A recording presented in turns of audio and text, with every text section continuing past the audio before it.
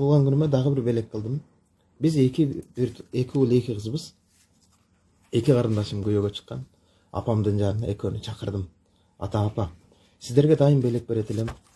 Бул ирет дагы бир башкачараак сюрприз кылайын. Угатам балам. Эки карындашымды койдум да эки иниме эки уул эки кызбыз. Иниме эки шакеге алып келгенмин. Бирөөсүн ага, бирөөсүн өзүм кармап. Карындаштарым күйөөгө чыккан, бала чакалуу болгон. Бирок ошентсе да эки карындашыма экөөнүн колуна алтындан шакек тактым. Атам менен апам сүйүнгөнүн айтпаңыз. Эки карындашым көз жашын алып кубанганын айтпаңыз. Бул дүйнө туру байлыктан жакшыраак. Анан атам дуа берип атып, балам балаңдан кайтсын деп дуа кылып атат.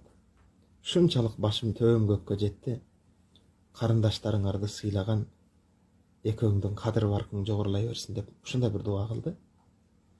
Мен бул сабакты эмне үчүн айттым, урматтуу жигиттер? Күйөөгө чыгып кеткен эжеңди, күйөөгө чыгып кеткен карындашыңды кабар алууну унутуп койдуңар. Урматтуу жигиттер,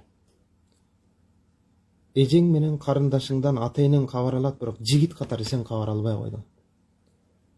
Бар белекбекчегиңди алып бар. Тагам келди деп сүйүнгөн жээндериңдин башынан сыла. Ура, тагам келди деп сүйүнүп аткан жээндериңди эки бетинен өп, бирден болсо да чупа-чупс берип, момпосуй берип, эки бетинен өп кайт. Жигиттердин бардыгынан суранам. Күйөөгө чыгып кеткен эже карындашыңды зыярат кылып, үйүнө барып кабар алышты белгиле. Өзүң эжем деп, карындашым деп бир жолу кабар алыш колуңан келбейт. Анан кийин эле эже карындаштарым менин аялымды жаман көрөт деп жаман көрүп сүйлөнүп отурасың. Андай болбосун. Аялың менен чогуу бар керек болсо. Эже карындаштарым деп алардан ак батасын ал. Алардын ыраазычылыгын ал. Бул да сенин ишиңдин ийгиликтүү болушуна себеп болот.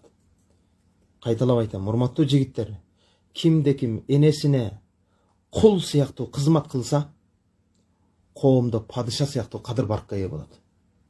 Урматтуу жигиттер, кайталайм, энеңерге кул сыяктуу кызмат кылсаңар, коомдо падышалардай кадыр баркыңар болот.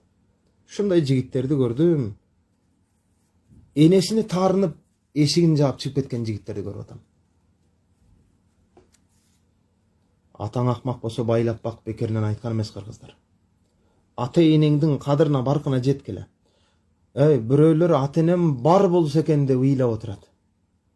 Ата энем бар болгондо момундай кылат элем деп өкүнүп ыйлап отурат. А сен болсо бар энеңдин, бар атаңдын кадырына баркына жетпей атасың. Бир жол чыгарма жаздым. Бирөөлөр ата энем бай болсун дейт. Бирөөлөр ата энем бар болсун дейт. Бар болсо кадырлап сыйлап жашап, болбосо эмгегиң элге сиңбейт деп жаздым эле. Ошондон жигиттер, кайталап айтам, карындашыңарды, эжеңерди зыярат кылып, мана ушул инсандарга тез-тез белек бекче алып, көңүлүн көтөрүштү белгиле.